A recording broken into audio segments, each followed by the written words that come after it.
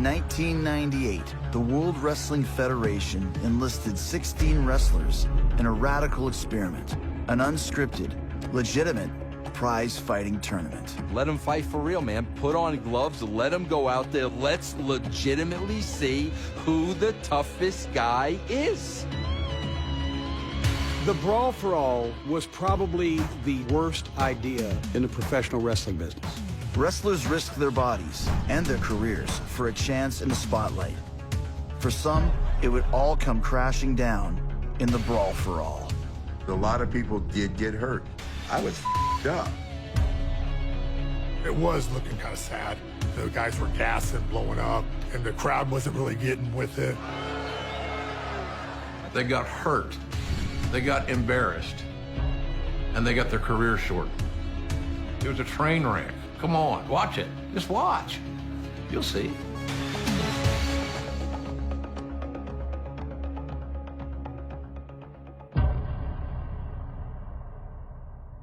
By the late 90s, wrestling had become a global phenomenon. Two companies were competing for dominance in a TV ratings war, as every Monday night, millions would tune in to watch WWF or WCW. The battle was fought through an escalation of bold and provocative new ideas. Some still resonate today, others are long forgotten. On this episode, we reveal the inside story of what's been called wrestling's worst idea ever. This is Vince Russo here for The Brand. We will talk about anything today but professional wrestling. Why? Because I hate wrestling, bro. I don't want to talk about wrestling. I'll talk about your mother, your grandmother, your grandfather. My name is Vince Russo. I was a head writer at WWF Magazine. Around the time when I started writing the magazine, like 95, 96, the product was horrible. There were characters at the time that were so bad. T.L. Hopper, The Goon, Mantar. What is this? It looks like a half-man, half-beast. Hey! I'm like, there's no way he's getting his head in the ring. And sure enough, he cannot get in the ring. Times were changing, and the WWE kept going backwards. With the internet, the secret was out of the bag. People know this is fake. What they really want to know is what kind of really goes on behind the scenes. That's where everything was moving. There's a lot of people that try to say it doesn't matter whether people know that it's rigged. I don't like to use the word fake. It does matter. Why don't you like to use the word fake? Because there's nothing fake about it. It may be predetermined, may even be choreographed. It can be manipulated. But there's nothing fake about guys breaking their bodies down. I'm Jim Cornette. I've been a promoter, a matchmaker, a manager, a trainer, everything in wrestling for the last 40 years. When I started working for the WWF at the time, Vince's inner circle, they were lifers. They had been in the wrestling business forever, and I felt that they were looking at the wrestling business from within. I came as a fan. Vince McMahon is somebody that is never going to be fully understood. He's a genius and a demon. Vince McMahon has no other hobbies. I doubt very seriously if he's gone to the grocery store or been to a movie in over 40 years. But Vince McMahon has always been the WWF. I got a call from Vince's assistant, and she said, Vince wants to see you up here immediately. So I literally think I am going up to his office to be fired. Then as I walk in his office, all the minions, Bruce Pritchard, Jim Ross, Pat Patterson, Jim Cornette, and Vince has got the Raw magazine in his hand, and he slams it down on the table, and he says, this is what our television show needs to be. And from that point on, I became involved in the writing of the show. Vince Russo brings an outsider's perspective to the secretive world of matchmaking, and he isn't afraid to push his own vision of what wrestling could be. At first, I was like, okay, he's a goof. He's never been involved in wrestling. He doesn't know how this stuff works. We can try to explain it to him. And within a few months, I realized he didn't want to learn. He wanted to do wrestling the way he wanted to do it, which was the Jerry Springer Show. The Jerry Springer Show was the hottest thing on TV. We literally would sit there and write Monday Night Raw with the Springer Show playing in the background. This approach would become the Attitude Era. You had angles where guys were stealing each other's wives, or, one guy stole the other guy's dog and cooked it and fed it to him. Back then, man, you had fraternities on college campuses gathering every Monday night to watch Raw across the country. So number one, you don't want to insult their intelligence because they'll never watch it again. And number two, you don't want to mamby-pamby it. That's what I was all about during the Attitude Era, was what was going to make a casual television viewer watch this product if they weren't a wrestling fan. To maintain their edge, WWF needs a constant stream of original ideas, something audiences have never seen before. Look, here's the deal, man. He's got to bring something to the old man. He's looking for an idea. What's the next big thing? I don't know. How about this? Okay. I'm Jim Ross. Got in wrestling in 1974, so my career has lasted for many generations as a broadcaster, as administrator, and executive vice president. The idea came from Vince Russo, so get inside his head. Hell, I don't know. The idea from the Brawl for All was really simple, okay? I was not a big fan of JBL, John Layfield. I was from New York. John was, from Texas. I thought he had a big mouth. I thought he was full of himself. I thought he was a bully. We were backstage at a show one day, and John Layfield made the comment that if this were real, I would beat everybody's ass in the locker room. So now I'm sitting there, and I'm saying, you braggadocious bully bastard, I know of at least 10 guys in this locker room that'll kick your ass. I went to Vince McMahon, and I proposed the idea of a Brawl for All. And he goes, what do you mean? I said, Vince, we're becoming more and more and more and more real. Let them fight for real, man. Put on gloves, let them go out there, let them fight. Let's legitimately see who the toughest guy is. Vince gave the idea his blessing, and we went on with the Brawl for All. The top stars have nothing to gain risking their reputation in an unpredictable fight. The challenge is to find 16 competitors with nothing to lose.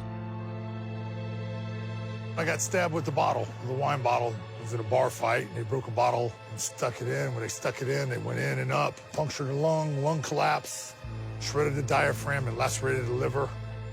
Everybody knows me as Bart Gunn here in the States, part of the Smoking Guns. Cowboy gimmick. We rode horses out. That was pretty cool. Hey there, I'm Bart, and I'm Billy. For whatever reason, everybody that comes in as a tag team, eventually they get split up. When Billy and I were split up, my career kind of, I don't want to say fizzled. I guess it's good to say it fizzled out. I had a hard time adjusting to it, though. It was a little difficult. When I was first approached, it was Bruce. He says, hey, we're going to do this Brawl for All, kind of a tough man contest. I go, how are you going to do that? I said, nah, I said, don't want to do it. I thought it was a stupid idea. And then Kevin Kelly, he said, this here would be great for your career. He says, you're kind of stuck right there at the middle, and you go through this, and they said, you'll have a great run with Austin, because that's the winner of the tournament. It's going to get a run with Steve Austin. And at the time, he was the hottest thing going. And then, of course, you work with the top guy, you get top pay. And I thought about it, and that's when I decided that I would go ahead and do it. The WWF approaches their toughest, most underutilized wrestlers with the lure of cash prizes and main event status. Well, there are a lot of tough guys in the locker room. I think when I looked at this thing, I'm like, Godfather, was probably the toughest guy. Big 6'7", 6'8" guy, worked in bars, had been a bouncer. My real name is Charles Wright. I wrestled for many years in the WWF as everything from Papa Shango to Kama. Joined the Nation of Domination with The Rock and that whole group. It then became my favorite person ever, the Godfather. Selling white girls on TV, talking about getting high, and selling pussy. I'm in the Nation of Domination now. They're building up Mark Henry, The Rock's taking over. So now I'm like, I gotta make a change. They're not doing nothing with me. Bruce Pritchard had called me and said, hey, we're doing this thing. You get, I think, $10,000 if you fight and so much more if you win. And you're wearing gloves. And I'm like, hell yeah, I'll do it. Oh, that's the type of stuff I do anyway. So I was in right from the beginning. Darren Drozdov was one of my favorite recruits of all time, came out of the University of Maryland. He just wanted to compete. They brought me in as a football player to see if I could learn the sport. We saw footage of him puking on an NFL game.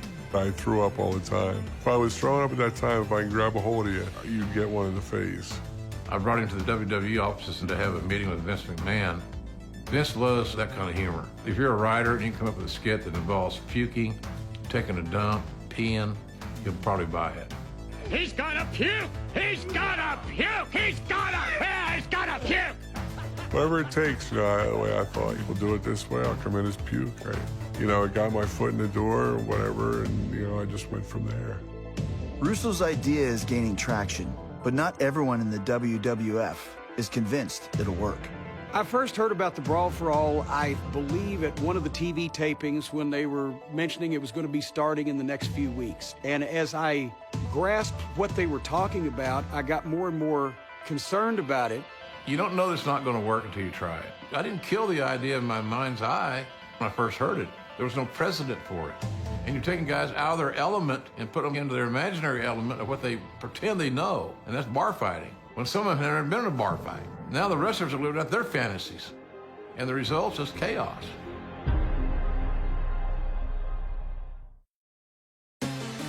With the unusual concept of combining professional wrestling and real fighting, the architects of the Brawl for All make final preparations. They went around to all the talent and asked who wanted to participate. The story was, and I didn't see this hat, but the story was that the pairings were chosen at random by drawing names out of a hat.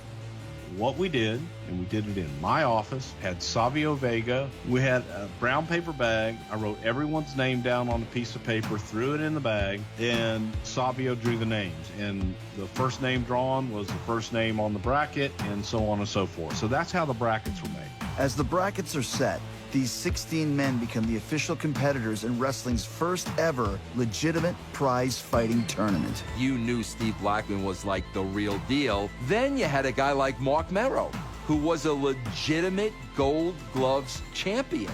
Mark Canterbury, 6'5", 300, punches like a bull. John Layfield Bradshaw, he's a big old rough and tough Texan. Baracus was a bodybuilder. He didn't have the mobility. Baracus had about as much business in the Brawl for All as I would. Savio Vega always had like a little bit of a belly, but could take care of himself. Hog would have no problem pulling a guy's eyeball out and eating it or biting his nose off his face. Bart Gunn was hardworking, dependable, loyal. You could rely on him. Droz was a no-fear kind of guy. Bob Holly was a badass on a street level. Carl Ouellette, big-time talented kid. Godfather. He beat up people like for a living. Dan Severn was a UFC Hall of Famer, a super fight champion, a Triple Crown winner. Ron Harris walked into bars for one reason, and that was to fight. Too Cold Scorpio had decided he would try and break out of the Flash Funk ha-ha gimmick. The one man that stands out is recent WWF acquisition Steve Williams, also known to fans as Dr. Death. He's like a little brother. We brought him out of college, gave him his first job. Introducing first in the red corner, from the University of Oklahoma, Steve Dr. Death Williams. He was a homegrown, sentimental favorite. I think he was 4-time All-American football, and I believe he's 4-time All-American wrestler, too. Toughest guy in the business. Does this face look like he's ever been scared? Jim Ross's boy. There's a lot of heat for that, saying that, but he's Jim Ross's boy. You hear about the stories of Japan. He's just beat the Japanese up, drop them on their head. The reason for bringing Dr. Death into WWE was to eventually have a run with Stone Cold. So we thought if this works out and Doc can pull his way through this tournament, we might have him ready to have a program with Austin. These guys for years and years go out there and they have a choreographed fight. You know at some point in the locker room, like, these conversations really had to come up. Like, how bad an ass is Steve Blackman? Now it was real. Now a lot of these questions were going to be answered. Scheduled over a 2-month period, the Brawl for All premieres June 29th, 1998 on Monday Night Raw. Each match consists of 3 one-minute rounds with 5 points awarded for each landed punch and each takedown. The last man standing will receive a $75,000 cash prize. We are watching the Brawl for All for the first time in over 20 years. Look at this. Here, look. See? Oh, this is great, man. Catching up. God, I was 28 years old and I'm 50 now, so. Maybe 2, 3, 4 hours before the match, getting ready to fight a UFC fighter.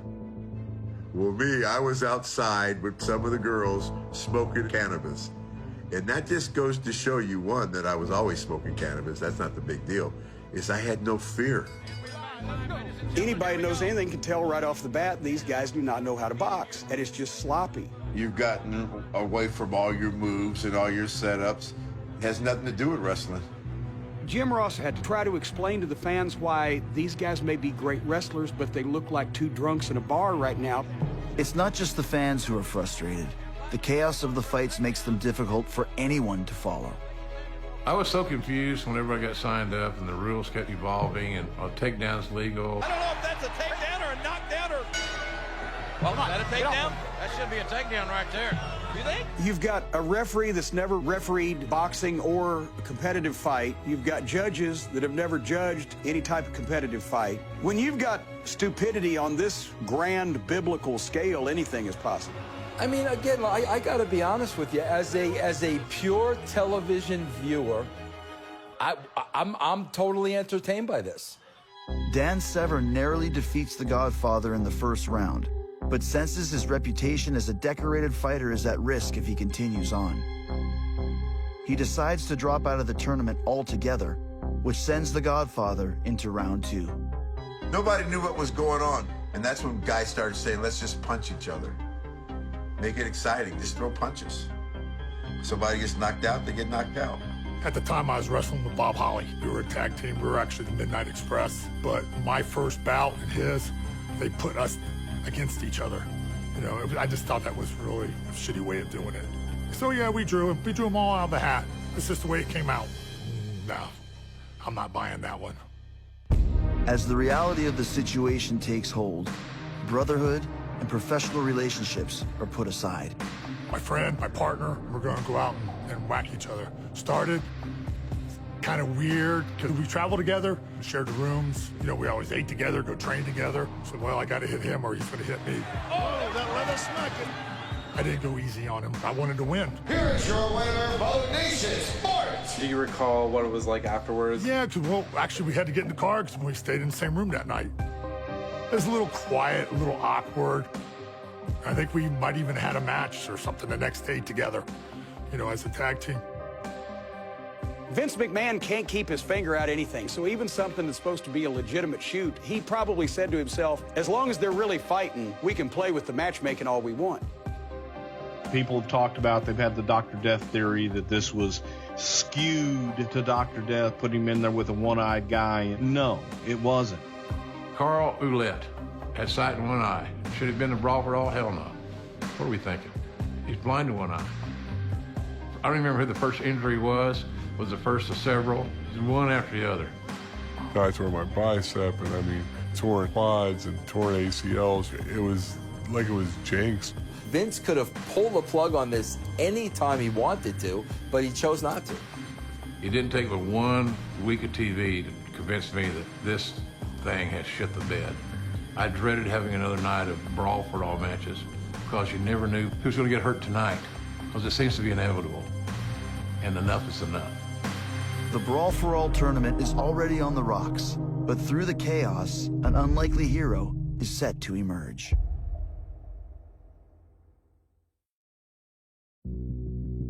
When I was in the 9th grade, I weighed 89 pounds. I was the shortest kid in class. So I got picked on constantly.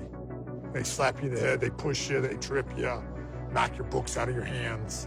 Then I got older, grew up, got a little bigger, and then I kind of went back, and everybody that kind of picked on me, I went back and paid them a visit.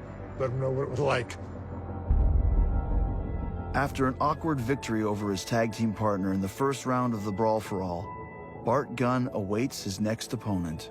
Well, what happened was Bruce calls me up. He says, oh, Bart, just gonna let you know you're gonna be fighting Dr. Death. I go, really? He says, yeah. I said, oh, so you changed the brackets around. And I go, well, Bruce, why don't you guys leave it like it is and save us for the end? I said, I'd be more than happy to work with you guys because everybody knows you guys want him to win. He goes, no, we got all the faith in the world in Dr. Death. That tells me right there it was designed for him. Absolutely. I already knew that because anytime they actually advertised the Brawl for All, they talked about Steve. I said, okay. I said, well, let me ask you this. Am I going to get heat with you guys when I beat him? He goes, oh, no. We got all the confidence in the world in him. Now, Bruce at that time had known Doc for a long time, just like we all had, and I think kind of giggled and said, sure, yeah, knock out Dr. Death. When they said that, it kind of made me feel like now they're already putting him with me now. Maybe they don't have any confidence in me and I'm just a nobody. Well, why wouldn't you have confidence in Dr. Death? Is that a sin? He was a 4-time All-American in wrestling in Division I. They don't give that stuff away. As soon as I walked in the door, Pat Patterson, he walked right up to me. He says, oh, so you're going to knock out Dr. Death, are you? And at that time, I was just furious. It just boiled my blood because they nagged at me all day long. They said, oh, yeah, you're going to knock him out. You're going to knock him out. I go get something to eat or anywhere in the hall, somebody would have something smart-ass to say. They're all back there. They got their little clans and yakking, so just kept it all bottled up all day long. When that match came on, it was standing room only at those monitors. It became very, very, very real. As both men head to the ring, Dr. Death is the overwhelming favorite. At that time, I was so furious because of what everybody in the office was saying. And I was more tunnel vision. I wasn't seeing it any other way. I was going to go out and beat him. Stood there toe-to-toe, just thinking in my mind, okay, this is it. This is what I'm going to have to do. The stakes are high in this matchup in the Brawl for All. He took me down. I was kind of surprised at that. But then at some point, Bart switched up his game plan and took Doc down. Uh-oh. He was like halfway out of the ropes, and he's like, damn, brother. And then I just said, sorry, what do you want me to do with the shoot? It's not like we're out there working. Then at some point, Doc tore his hamstring. Yeah, they could get him down now. This could be that's a takedown. And now suddenly, Dr. Death Steve Williams has become a 300-pound, one-legged man in an ass-kicking contest where you need to be mobile. You know, right there at the end, as I caught him a couple times, he was staggering. And I thought, man, he's fixing to go down. And then it happened. Boom, boom, boom. The big left hand by Vaughn Gunn caught the doctor. And down goes Doc. He's out, cold, and I was like, oh, shit. And my heart sunk, and I got a bad feeling in my stomach because I knew here went Dr. Death's WWF career. Dr. Death's injuries are so severe, he's forced to undergo a lengthy rehabilitation. But the damage to his reputation proves far worse. Within a year, he'd be out of the WWF entirely. There comes Russo walking down the hallway. I said, are you happy? You just cost the company $5 million in one night. And he looked at me and, what are you talking about? I said, you idiot. Dr. Death Steve Williams just got beat on live television in front of everybody. What difference is now? Bart Gunn's gonna be a star now. I said, I want to kill you. I would like to just squeeze you until your britches are full and your eyeballs pop out. Dr. Death, I'm sure we could have done a lot with him, but it's not like he was coming in at his peak or his prime or on his way up. It's probably fair to say his best years in wrestling were behind him, but no doubt about it, that injury definitely cut his career short. Kind of quiet when I went back. Management didn't say anything to me. I had all the heat on me then, because I just knocked out JR's boy. This whole Dr. Death element in the Brawl for All has been so grossly overthought that it has embarrassed me about some of my peers and some of my friends that actually believe there's another story. There's this covert action that's going on. We'll never really know the answer. Come on, grow up. I didn't really see anybody from the office after that. So it's kind of like, you guys were picking at me and, I did what I was going to do. Bart secures his place in the semifinals where the Godfather awaits. In the other match, Draws takes on Bradshaw. Bag of egg, you cocksucker. It's Bradshaw for you, dirty bastard. Did Bradshaw know that you had built it around him? Oh, yeah. Absolutely. Well, I'm sure I reminded him a couple times. Should have gotten freaking points for a takedown there. That was a takedown under any rules, screwy or not. That was a takedown. How would you call this one, JR? Who you think? Well, it's close. Very close in my book. I'm on Drozda's side here. Here's your winner, Bradshaw. There it is. Boo. I cried bullshit. Now I'm gonna be bitter for the next couple days. You guys are gonna be bitter. I'm all fired. I got tears in my eyes. I'm like fired up, like shit. It ended how it had me wondering, of course. I don't know if the people upstairs, if they wanted me to fight Bart at the time, and I still think that it was, that I won the fight. But Bradshaw didn't go around bragging because he knew. I so badly wanted Bradshaw to get his ass kicked. That's all I cared about, because he was so cocky. He was so confident when he made the remark. He couldn't back out of it now, because I would be the first one to say, wait a minute, whoa. I just wanted to see him get his clock clean. I'm being honest. With only one fight left before the final, it's up to Bart Gunn or the Godfather to keep Bradshaw from having the last word.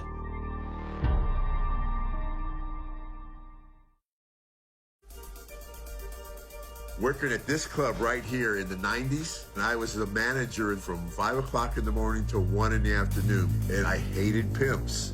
And I would say, if there's any pimps behind this bar, they better not be here in the next 5 minutes, because I will knock you off your bar stool. And I swear to you, I would walk behind the bar, the pimp was sitting there just cracking as hard as I could, and they'd start running. But yeah, man, I used to be able to knock people out by slapping them in their face. The Godfather's second-round victory over Too Cold Scorpio advances him to the Final Four. He's just 2 wins away from claiming the $75,000 prize. Standing in his way is tournament underdog Bart Gunn. Well, this is going to be a tough fight. He's big. Then I'm watching him like shadow box and stuff. And I go, wow, he's got boxing skills too. I went into that fight way overconfident. I'd been smoking all day. Yeah, but I smoke all day, all the time. Just before I fought Bart, he says, I'm gonna knock you out. And I'm like, yeah, okay, good luck. Do you remember anything of what you were thinking before going into that match? Hit him. Don't let him take me down. Stone cold face, okay? Psyching myself up and come out throwing leathers. And here we go. This is going to be a slugfest, JR. You know, we were punching. I think he kind of caught me once pretty good. I was like, wow, that kind of stung a little bit. And somewhere in there, he hit me with something that knocked me to the ground. And I remember going back to the corner saying, I don't have my legs. I don't have my legs. I don't have my legs. Every single person was at the monitor, and nobody could believe it. Bart looking for the left hand, but it's a right hand. It's a right hand. It's a right hand, and the Godfather is down. He is out cold. His head hit the ropes or come real close to it. Kind of went out of the ring and kind of hanging there. It's like, wow, hope he's okay. I mean, the reputation of the Godfather and, you know, Bart being under the radar, I mean, unbelievable. My wife was really upset because she was counting on that money. She was not happy about it. She blamed it on me smoking. And I'm like, yeah, I didn't give Bart the amount of respect that I should have. This is a few days after that fight. I was up and I couldn't walk. I had to get in a wheelchair. My leg got infected. I got this cut out. Oh, whoo. Maybe that was the stupidest idea in wrestling right there, because a lot of people did get hurt. The injuries were a big, big deal. Here's what it meant. It meant taking guys off the line. They were sitting home. They couldn't work. They couldn't earn. And that cost the company money because they weren't able to be productive. It wasn't a good thing. How morally and intellectually bankrupt and irresponsible do you have to be to create a situation where your stars get legitimately injured just to get even with a wrestler who was bragging about how tough he was in the locker room? He can't be feeling good about getting in the ring with Bart, man. There's no way. At that point, that was like the finals. There's only one more left, and that was Bradshaw. After a roller coaster 2 months of combat, the Brawl for All final is set. A one-time long shot against the man who inspired it all. Both men have trained very diligently for this contest. Come out, just a couple punches, caught him.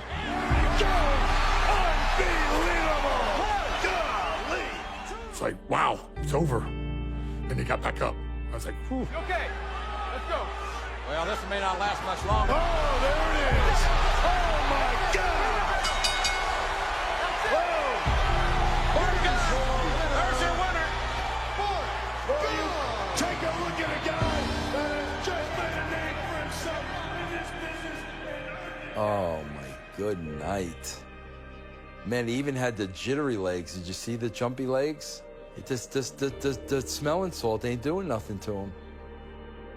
When Bradshaw got knocked out, it was scary because his eyes obviously weren't there, and he twitched a little bit, and you could tell he wasn't home even a while afterwards. When I saw Bradshaw get knocked out, I could not hold back those emotions. Like, I'm sorry. This whole tournament was because of him and his mouth, and there he was laying on the canvas unconscious. Bro, what you know the old saying, never ask for, how's that go? You get what you ask for, or, you know what I mean. He didn't understand even then what he had done to this day. The moron doesn't understand what he's done.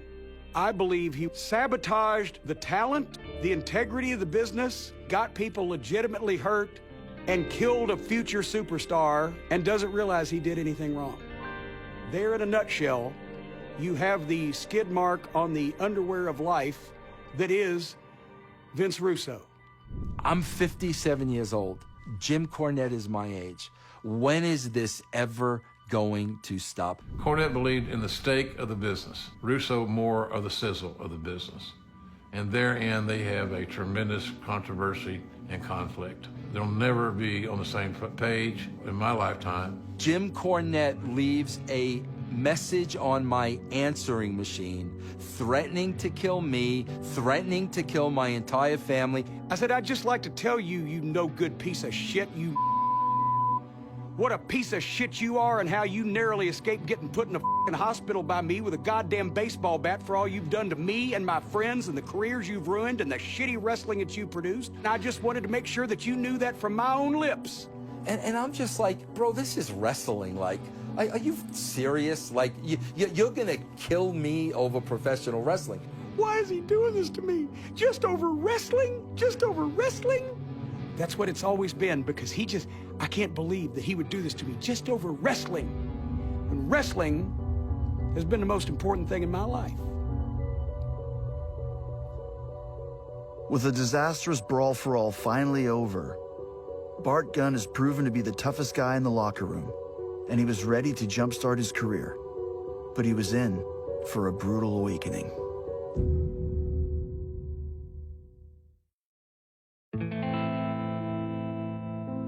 Well, these here are the gloves that they gave me for winning the Brawl for All. It is my privilege and honor to present you with these golden boxing gloves. What was your reaction to winning this whole thing? It was great. I said, man, I finally could get a great push. Jim Ross comes up and talks to me. He says, hey, to be honest, we didn't think anybody could take Steve off his feet. He goes, I guess we should have did our homework on you a little better. And I said, well, probably so. And, you know, I tried to work with you guys. And he's like, well, I just want you to know there's no hard feelings. And I think as soon as he said that, I thought, wow, I do got some heat. After his victory in the Brawl for All, Bart Gunn is awaiting his big career push. The WWF are now faced with the problem of what to do with a wrestler they didn't expect to win. It was always the plan that whoever would win the Brawl for All would get a big promotional push. When it was Bart, the win kind of came out of those sales. I'm not knocking Bart Gunn. Great athlete, good wrestler, good guy. But the way he had been presented for the previous 5 years was at a level here, not here. Examine the facts. Nobody got over.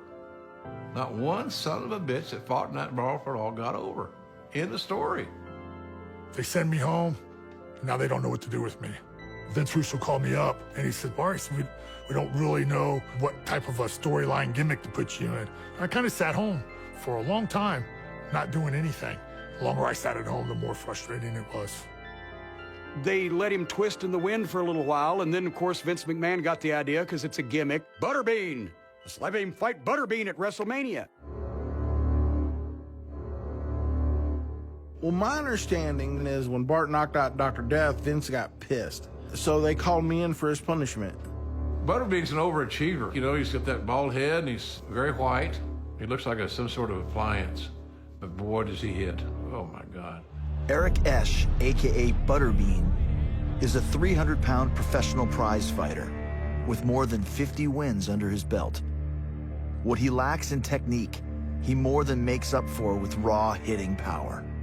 So at some point it was suggested Butterbean and Bart have a boxing match because Butterbean was a great personality, great for wrestling. I think it was presented to me, and I was like, I don't, sure, I guess, because I was sitting at home. I was tired of sitting at home, and they said, hey, we're going to send you to a boxing school, and they start teaching me how to box. The crossover match serves as both the promotional push Bart has been waiting for and a chance for the WWF to cash in on Butterbean's mainstream popularity. The man that will face Butterbean, Bart Gunn.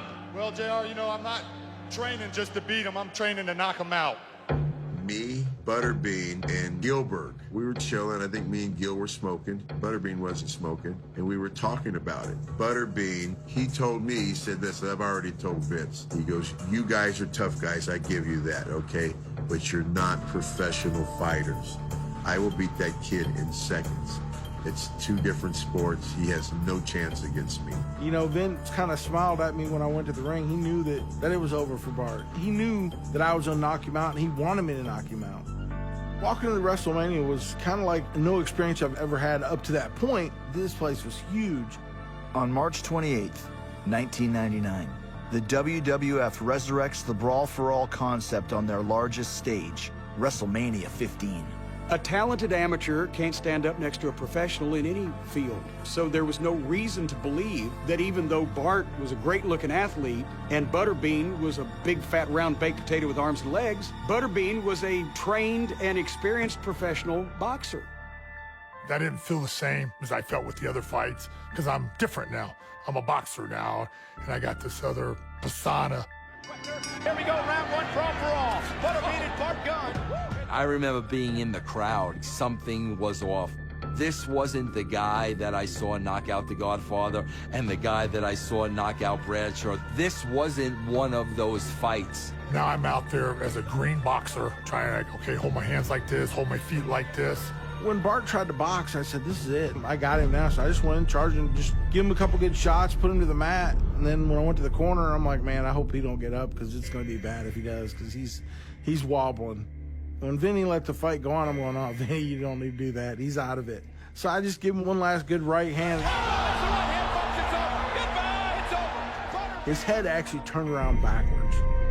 Yeah, when I got home, my kids come home from school and they were a little upset. They go, Dad, my friends told me you killed a guy on TV. You killed Bart Gunn. I said, he's not dead. He just looked like it. I'll be honest, if he would have had a 50-50 chance if he would have went out and brawled like he did with the other guys. But with me, he actually tried to box, which was stupid. Very disappointed, very, very mad at myself. Just wasn't happy at all. After WrestleMania, I knew I was done. There wasn't a future left there for me at all. It's the end. That was the end there for me in the States.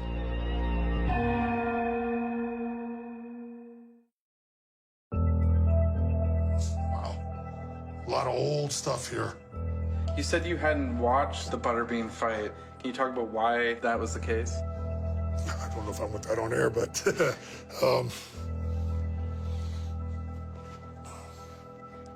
I just never watched it. I was mad at myself that I made some mistakes, but it always stuck in the back of my mind. And then I saw, when I was in Japan, Butterbean. I saw he was over there. He's doing MMA. I thought, wow, this is interesting, because I've always wanted to get a second chance.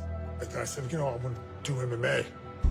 And I got a fight with Wesley Cabbage, and Butterbean fought him. Butterbean beat him, I think, in the second or third round. Went over there, my very first MMA fight, and stopped it in the first round. So I said, I beat this guy quicker than Butterbean beat him. One night, like on a Tuesday night, I said, hey, we got you a match with Butterbean. So really great. He said, yeah, we want you to come fight Friday. It's like in 4 days. And I said, no. So I've learned from my mistakes. It says, you're gonna set up a match with me and Butterbean. I want 12 weeks to train for it. So that didn't happen. Could have turned out the same thing. He could have beat me again. But I would have got to do it a little bit better my way. It may sound crazy to a lot of people, but that's just kind of the way I'm driven. And then kind of time passed, and then had some things happen in my life. And after that, I was kind of done with the whole fighting thing, and then I didn't do anymore. I miss being at the curtain and going through the curtain and out and performing. You know, you got the excitement in the crowd, the adrenaline rush.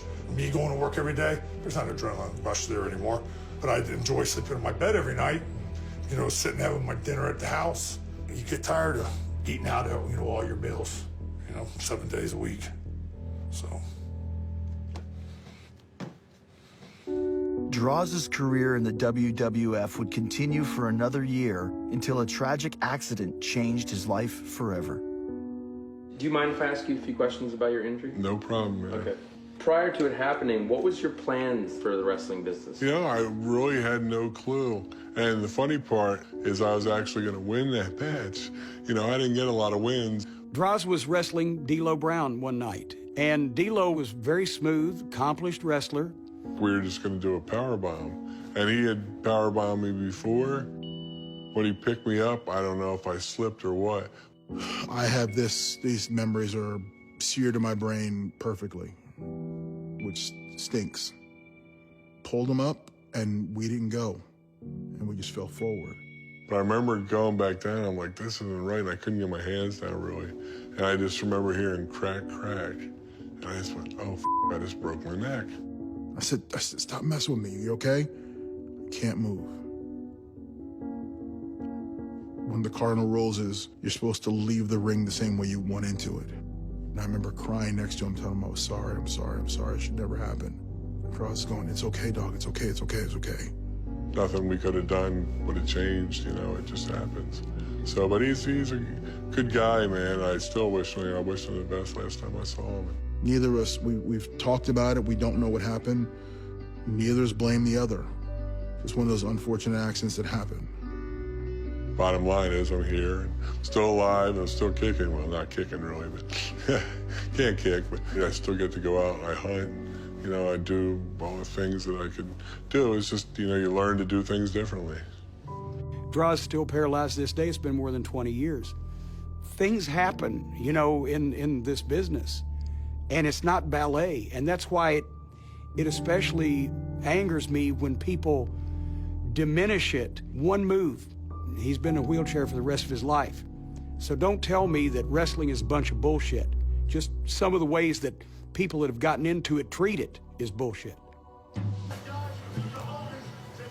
I feel bad. How come? Because I don't want to see anybody get hit like that, man. Oh, my God. Especially now with just all the stuff we know about head trauma and everything, man. Oh, man. Ugh. Oof.